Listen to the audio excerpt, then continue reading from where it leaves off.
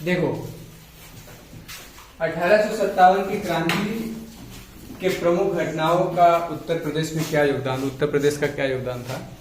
हम आपको 1857 क्रांति पढ़ा रहे हैं, ठीक है। कारण और परिणाम उसको बताए थे। अब देखिए उसी के आगे पार्ट 2 है, दूसरा वीडियो है, चैप्टर 5 का पार्ट 2।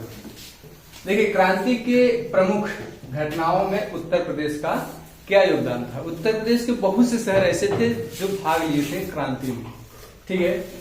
पहले देखो बैरकपुर, लॉर्ड कैनिंग ने मैंने आपको बताया था, लॉर्ड कैनिंग गवर्नर जनरल था उस समय, भारत का गवर्नर जनरल था। बात समझ नहीं, वही बाद में वायसराय बनेगा, इसके बाद वायसराय बनेगा। लॉर्ड कैनिंग ने चर्बी युक्त कारतूस के प्रयोग के लिए भारतीय सैनिकों का धोखाधड़ी किया, ऐसा माना जाता है। मैंने आपको इससे पहले बताया था कि जो पहले जो बंदूक बनते थे उसमें जो गोली भरे जाते थे, कारतूस जो भरे जाते थे, उसको दांत से नहीं काटना पड़ता था। लेकिन जब बाद में जब आया, जिसको न्यू इनफील्ड राइफल कहा गया, बात समझ नहीं, न्यू इनफील्ड राइफल में जो बंदूक में जो गोली भरी जाती थी उसको पहले दांत से खींचना पड़ता था, फिर भर के फिर उसको मारना पड़ता था। परंतु उसमें ऐसा अफवाह फैला कि सुअर और गाय की चर्बी का उसमें मिश्रण किया गया है, जो दांत से खींचा जाता है, वो चमड़े का बना होता है। अब ये अफवाह इतना तेज फैला, एक व्यक्ति था, उसका नाम था मंगल पांडे, ठीक है। मंगल पांडे ने क्या किया, विद्रोह कर दिया। उसके 2 सैनिक थे, मंगल पांडे 2 अधिकारी थे, दोनों को गोली मार दी। बात समझे नहीं, एक थे कर्नल बाग, दूसरे थे सार्जेंट, मैंने आपको बताया है, ठीक है। और यहाँ पर यहीं से शुरुआत हुई 1857 की क्रांति। बात ध्यान से समझो, 29 मार्च 1857 को पहली बार मंगल पांडे ने विद्रोह किया।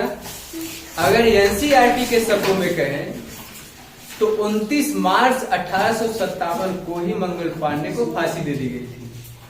अगर अन्य किताबों के शब्दों को उधार लेकर के बोले तो 8 अप्रैल 1857 को मंगल पांडे को फांसी दे दी गई, ठीक है। अब देखो उसी दिन मंगल पांडे को फांसी दे दिया गया और 1857 की क्रांति का यहीं से शुरुआत हुई। अब ये बात पहुंच गई मेरठ में। मेरठ में लगभग कुल मिला जुला के 90 सैनिक थे। 90 सैनिकों में से 85 ने क्या किया, चर्बी युक्त कारतूस को दांत से खींचने से मना कर दिया। 90 लोग थे, उसमें 85 लोगों ने दांत से खींचने से मना कर दिया। अब अंग्रेज अधिकारी जो थे, जब वो दांत से खींचने से मना कर दिए, अंग्रेज अधिकारियों ने 10 वर्ष के लिए उसको कैद कर दिए। जब 10 वर्ष के लिए कैद कर दिए तो जो उनके सैनिक वहां पर बैरकपुर जो विद्रोह किए थे और अन्य उनके जो सहयोगी थे, उन लोगों ने जेल पर आक्रमण कर दिया। जिस जेल में 85 लोग बंद थे, जेल को तोड़ दिए और 85 सैनिकों को छुड़ा लिए। अब मेरठ के आगे बढ़ेंगे तो दिल्ली पड़ेगा, परंतु उत्तर प्रदेश में नहीं है। यहाँ उत्तर प्रदेश वाली बात है, इसलिए मैंने केवल उत्तर प्रदेश की बात कर रहा हूं। तो अब ये पढ़ेंगे दिल्ली। जब दिल्ली पहुंचेंगे तो वहां एक व्यक्ति है, उनका नाम है बहादुर शाह जफर। ध्यान समझो, बहादुर शाह, बैठो जी। बहादुर शाह जफर की आयु 80 वर्ष थी उस समय। मैं कहीं नहीं जाऊंगा, ठीक है, इधर उधर झांक रहे हो, बाद में लिख लेना। 1857 की क्रांति के समय उनकी आयु कितनी थी, 80 वर्ष, एकदम बुढ़े हो गए थे। जब ये मेरठ से ये लोग मतलब सैनिकों को छुड़ा करके पहुंच गए दिल्ली, बहादुर शाह जफर को अपना बादशाह घोषित कर दिए और बहादुर शाह जफर ने वहां से नेतृत्व करना प्रारंभ कर दिया। बहादुर शाह जफर जब नेतृत्व कर रहे थे, एक व्यक्ति था, उसका नाम था हडसन। एक व्यक्ति निकोलसन भी था, निकोलसन तो मारा गया, लेकिन जो हडसन था, हडसन ने क्या किया, बहादुर से लड़ते हुए हडसन के 2 पुत्र थे, सभी लोगों के सामने बुला करके गोली मार दिया।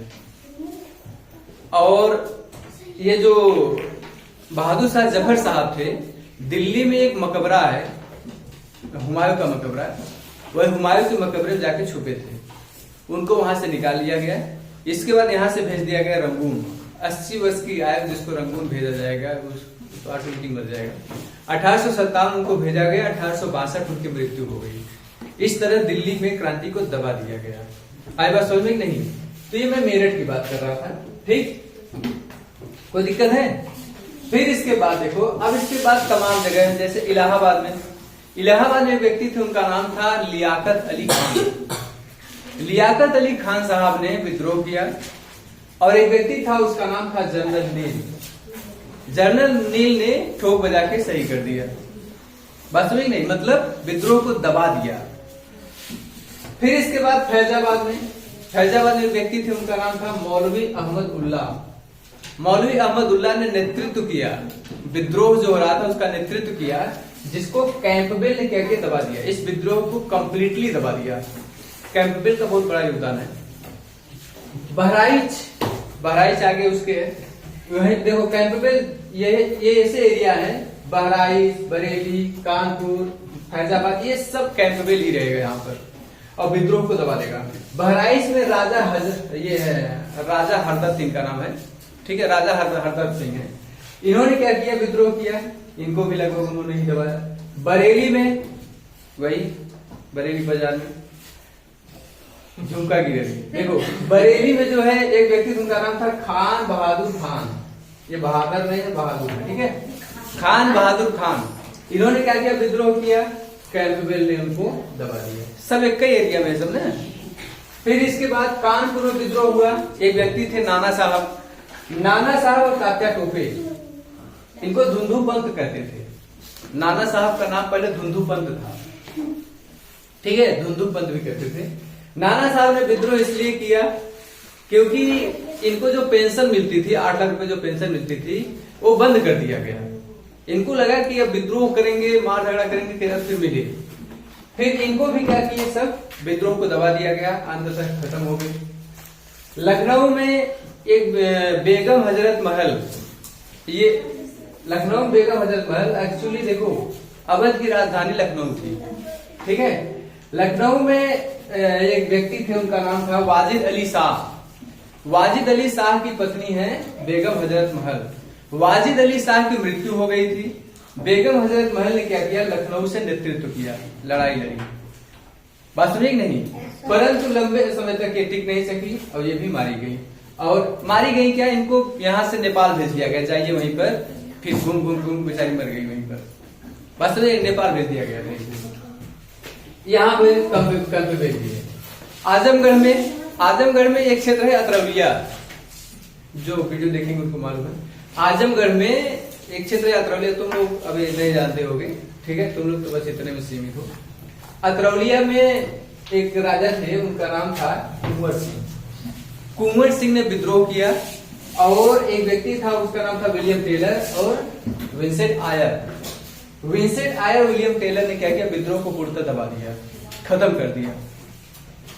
झांसी में आप जानते हैं, झांसी वाली रानी खूब लड़ी मर्दानी में, तो झांसी वाली रानी, बूंदेले हर बोलो के मुख हमने सुनी कहानी थी, खूब लड़ी मर्दानी में, तो झांसी वाली रानी, यही झांसी वाली रानी। झांसी वाली रानी बड़ी बहादुरी से लड़ी। एक व्यक्ति था, उसका नाम था ह्यूरोज ने क्या किया, रानी लक्ष्मीबाई को यहां से काटा था, चीर दिया, मारा, यहीं से किया, यहां से कट गया पूरा, समझे, यहाँ पूरा आधे पर्स कट गया, तो मर गई।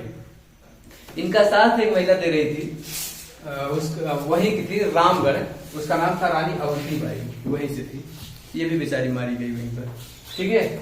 रानी लक्ष्मीबाई को तो सब लोग जानते हैं, लेकिन अवंती बाई को बहुत कम जानते थे, इसलिए मैंने लिखा है, ठीक है। बात समझे नहीं, अवंती बाई नाम जानते थे, नहीं जानते थे, लेकिन रानी लक्ष्मीबाई सारे लोग जानते हैं, क्योंकि वो राजघराने से थी। ये इधर भी राजघराने से नहीं थी, इसलिए इनको बहुत कम लोग जानते थे। तो रानी अवंती बाई ने भी रामगढ़ में लड़ते लड़ते वीर गति को प्राप्त हुई, उनसे कम वीरांगना नहीं थी। गोरखपुर में एक व्यक्ति थे गजाधर सिंह। गोरखपुर में गजाधर सिंह ने विद्रोह किया, अंग्रेजों ने दबा दिया। जितना विद्रोह हुआ अंग्रेजों ने दबा दिया। ऐसा क्यों हुआ, अभी मैं आपको बताता हूं। फतेहपुर में विद्रोह हुआ, एक व्यक्ति, उनका नाम था अजीमुल्ला ने विद्रोह किया, परंतु जनरल रेनल्ड ने उसको क्या किया, दबा दिया। रामगढ़ में मैंने बताया रानी अवंतीबाई ने विद्रोह किया, फिर उसको भी अंग्रेजों ने दबा दिया। अब देखो क्रांति की असफलता के कारण, क्यों असफल हो गई क्रांति, मेन इशू ये है, क्रांति असफल क्यों हुई। ठीक है, पहली बात देखो, हमारे यहां एक कुशल नेतृत्व नहीं था। बात ध्यान सुनना, जैसे हम राजा हैं, कई राजा हैं, सब अपना अपना नेतृत्व कर रहे हैं, अपने अपने तरीके से लड़ रहे हैं। अगर सब लोग मिल करके एक साथ लड़ते तो शायद भारी पड़ जाते अंग्रेजों पर, लेकिन सब अलग अलग तरीके से लड़ रहे थे, एकता का अभाव था, पहली बात। दूसरी बात यह है, हमारे पास आधुनिक तकनीक के हथियार नहीं थे। ठीक, तलवार से लड़ोगे, सामने से गोली मार, खचरा, खत्म, समझे। उनके पास तोप थे, हमारे पास आधुनिक तोप नहीं थे, अर्थात उनके हथियार तकनीक युक्त थे, हम तकनीक युक्त नहीं थे। हम गड़ासा, भाला, टंगारी, ये सबसे लड़ने वाले थे, वो सब कहां टिकने वाला है, बात समझे। तीसरी बात यह है कि अंग्रेजों का साथ कुछ राजे रजवाड़े दे रहे थे। देखो, जब घर में ही दुष्ट हो न, तो जाहिर सी बात है हार निश्चित है। तो हमारे भारतीय में ही कुछ लोग ऐसे थे कि जो जाकर के जी हुजूरी करते थे अंग्रेजों का, जैसे ग्वालियर के राजा थे, सिंधिया थे, हैदराबाद के नवाब थे, ये सब अंग्रेजों की जी हुजूरी करते थे, हुजूर हम आपके साथ हैं। एक भारतीय लड़ रहा है, दूसरा भारतीय जाकर कह रहा है हम आपके साथ हैं। एक भारतीय सैनिक अंग्रेजों के विरुद्ध लड़ रहा है, दूसरा भारतीय सैनिक अंग्रेजों की तरफ से लड़ रहा है। अब बताओ कैसे युद्ध जीतोगे। उसमें थे मद्रास के सैनिक थे, ये पंजाब के सैनिक थे, मतलब सिख सैनिक, ये सब अंग्रेजों की तरफ से लड़ रहे थे, और ये सब बेचारे अपने इंडिया का आजाद कराने लगे हुए थे। जब हम खुद अपने विरुद्ध लड़ेंगे, जैसे मैं मान लो देश को आजाद कराने लड़ रहा हूं, कई लोग आकर के अंग्रेजों की तरफ से लड़ रहे हैं, तो हमारी हार निश्चित है, क्योंकि हमारे लोग ही हमारे विरुद्ध हैं, इसलिए हम असफल हो गए। ये सब देख रहे हो ना, पूरा पूरा दबा दिया गया विद्रोह, यही कारण है विद्रोह दबा दिया गया। कुछ बात समझ में आई, यही बात यहाँ पर लिखा हुआ है। देखो, इंदौर, ग्वालियर, हैदराबाद के नरेश क्रांति में साथ नहीं दिया, ये सब अंग्रेजों के साथ दे रहे थे। बात समझे नहीं, इनको लग रहा था अरे हमसे क्या लेना देना, हम तो राजा नहीं, लड़े तो नहीं सकते, के कहे लड़े जा, समझे।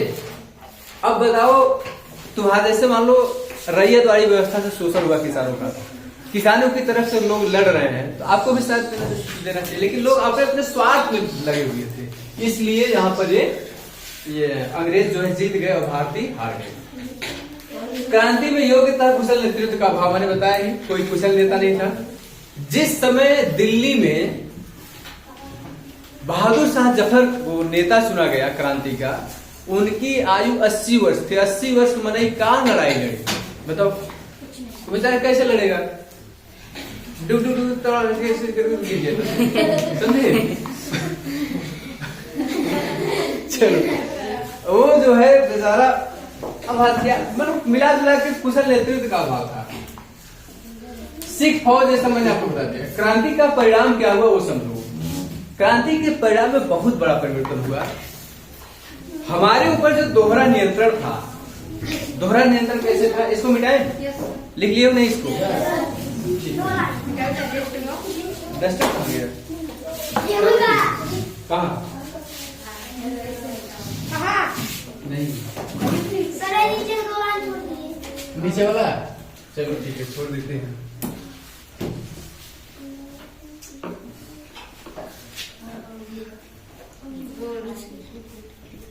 देखो, जैसे ये पूरी दुनिया है, ये इक्वेटर है, ये 29 क्या कहते हैं 23.5 डिग्री अक्षांश पर इंडिया है, ठीक है, ज्यादा नुकीला नहीं है। और यहाँ पर है यूरोप। यूरोप में, यूरोप एक बड़ा सा है, ये छोटा सा कंट्री है, उसका नाम है इंग्लैंड, यहीं से आई ईस्ट इंडिया कंपनी। और देखो ध्यान समझो, बात मत करो, ध्यान समझ नहीं आएगा। यहाँ पर ब्रिटेन की महारानी बैठी है और ब्रिटिश ईस्ट इंडिया कंपनी ऐसे आ रहा है। अब देखो यहाँ पर भारतीय लोग हैं। अब ध्यान से समझो, बात मत करो, ध्यान से देखो। महारानी आदेश देंगी इनको और ये नियंत्रण स्थापित करेंगे यहाँ पर। अब यहाँ पर 1857 की क्रांति के बाद इसको हटा दिया गया। अब महारानी डायरेक्ट अपने हाथ में ले सकता है। अब डायरेक्ट शासन चलेगा। पहले ईस्ट इंडिया कंपनी के माध्यम से चलता था, अब डायरेक्ट चलेगा। ये बहुत बड़ा परिवर्तन है। पहले शोषण कम था, अब शोषण ज्यादा होगा, आर्थिक शोषण बहुत ज्यादा होगा। बात समझ नहीं? यहाँ देखो, यह इतिहास का एक बहुत ही महत्वपूर्ण घटना थी। देखो यहीं से प्रादेशिक विस्तार के स्थान पर आर्थिक शोषण का युग प्रारंभ होता है। मैंने बताया यहीं से आर्थिक शोषण का युग प्रारंभ होगा।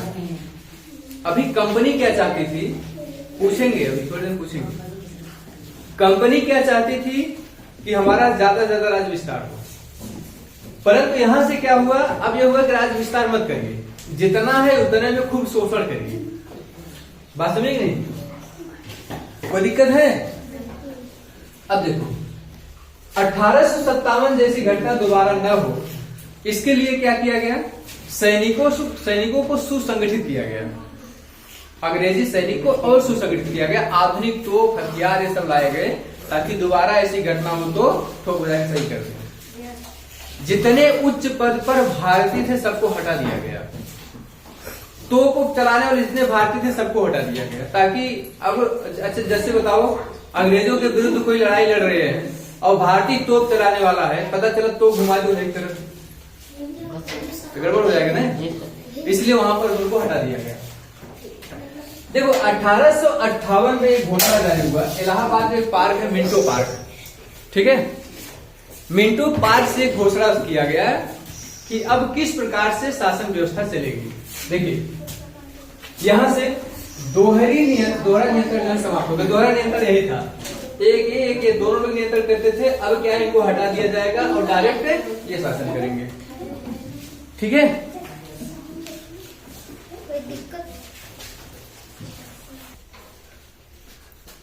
देखिए यहां से मैंने बताया दोहरा नियंत्रण जो है समाप्त हो गया। ब्रिटिश सरकार अब सीधे भारतीय मामलों के लिए उत्तरदायी हो गई। ये जो यहाँ पर पहले ये कंपनी ईस्ट इंडिया कंपनी थी, इसको हटा दिया गया। अब सीधे ये जो महारानी है विक्टोरिया, ये सीधा नियंत्रण अपने हाथ में ले ली। एक व्यक्ति था, उसका नाम था लॉर्ड कैनिंग। लॉर्ड कैनिंग ये गवर्नर जनरल था उस समय। अब यही व्यक्ति क्या बन जाएगा, वायसराय बन जाएगा। गवर्नर जनरल को वायसराय नाम दिया गया। अब ये जो है वायसराय बन जाएंगे, क्योंकि अब महारानी विक्टोरिया अपने हाथ में बागडोर ले ली। ईस्ट इंडिया कंपनी को हटा दिया गया। अब देखिए यहाँ पर 1857 की क्रांति के बाद भारत में राजनैतिक तथा आर्थिक में प्रथम बार अपने लंबे इतिहास में विदेशी ताकत पर निर्भर हो गया। अब देखो पहले क्या था, भारतीयों का शोषण कम था, अब आर्थिक रूप से शोषण ज्यादा होगा। बात समझी नहीं? पहले अंग्रेज चाहते थे हमारा खूब बड़ा सा राज्य हो, अब चाहेंगे कि हम आर्थिक रूप से शोषण करें। कच्चे माल यहां से ले जाना शुरू करेंगे, किसानों का शोषण शुरू होगा, वहां से बने हुए माल इंडिया में आएंगे, इंडिया में बिकेंगे, भारतीय हथकरघा खत्म हो जाएगा, कुटीर उद्योग खत्म हो जाएगा, यहाँ से शोषण और ज्यादा शुरू हो जाएगा। बात समझे कि नहीं? इलाहाबाद में मिंटो पार्क, मैंने आपको बता दिया, इलाहाबाद के मिंटो पार्क में 1 नवंबर 1858 को लॉर्ड कैनिंग ने, जो महारानी विक्टोरिया ने जो घोषणा जारी कर दी थी, उसको वहां पर पढ़ा था लॉर्ड कैनिंग ने, ठीक है। लॉर्ड कैनिंग यही है, बात समझे, क्योंकि यही वायसराय था, यही पड़ेगा। इलाहाबाद में मिंटो पार्क है जी, अभी जाओगे वहां पर है, ठीक है। अब देखो दिल्ली में कुछ तिथियां हैं, इसको याद करना याद कर सकते हो। दिल्ली में जो विद्रोह हुआ था 11 से 12 मई, देखो 10 मई 1857 को मेरठ में युद्ध हुआ, 11 मई को दिल्ली पहुंच गए, 12 मई को अंग्रेजों को बैंड बजा दिए और 21 सितंबर को विद्रोह समाप्त कर दिया। बात समझे? कानपुर में पहुंचे 5 जून को, लड़ाई खूब हुई, 6 सितंबर को विद्रोह खत्म कर दिया। लखनऊ में विद्रोह हुआ 4 जून को 1857 को ही। इसको खत्म कर दिया गया मार्च 1858 को। बात समझिए नहीं। झांसी में जून 1857 में क्रांति हुई, फिर इसके बाद 3 अप्रैल 1858 को ही क्रांति खत्म कर दी गई। फिर यहाँ पर देखो इलाहाबाद में 1857 में ही क्रांति हुई, 1858 में खत्म कर दी गई। जगदीशपुर में 11 अगस्त 1857 को क्रांति शुरू हुई और 1858 में खत्म कर दी गई। बरेली में 1857 को शुरू हुई थी, 1858 समाप्त कर दिया गया। फैजाबाद में 1857 में शुरू हुई थी, 1858 को समाप्त कर दिया गया। ठीक है। और फतेहपुर में 1857 में शुरू हुआ था, 1858 में खत्म कर दिया गया। इस प्रकार से पूर्ण रूप से 1858 में जो 1857 की क्रांति हुई थी उसको पूर्णतः खत्म कर दिया गया। अब जो कंपनी राज्य स्थापित था, अब उसके स्थान पर महारानी विक्टोरिया शासिका बन जाएंगी और वायसराय बन जाएंगे लॉर्ड कैनिंग। बात समझे? इतनी बात याद होनी चाहिए, बहुत इंपॉर्टेंट है। महारानी विक्टोरिया यहाँ है, ये देखो इनका हाथ पतला पतला है। महारानी विक्टोरिया और क्या, महारानी विक्टोरिया यहाँ हो गई, यहाँ हो गए भारतीय। ईस्ट इंडिया कंपनी खत्म हो जाएगा। ठीक है, ईस्ट इंडिया कंपनी खत्म। ये जो EIC था, EIC मतलब ईस्ट इंडिया कंपनी, ये खत्म हो गया और लॉर्ड कैनिंग वायसराय बन गया। ठीक है, प्रथम वायसराय, और सत्ता चली गई महारानी विक्टोरिया के हाथ में। ये बहुत बड़ा परिवर्तन हुआ था। राज्य विस्तार के आधार पर, राज्य विस्तार के स्थान पर हमारा आर्थिक शोषण शुरू हो जाएगा। इतनी बात समझ में आई और ये चैप्टर समाप्त हो गया। किसी के मन में कोई प्रश्न हो तो हमसे पूछिए, पूछो।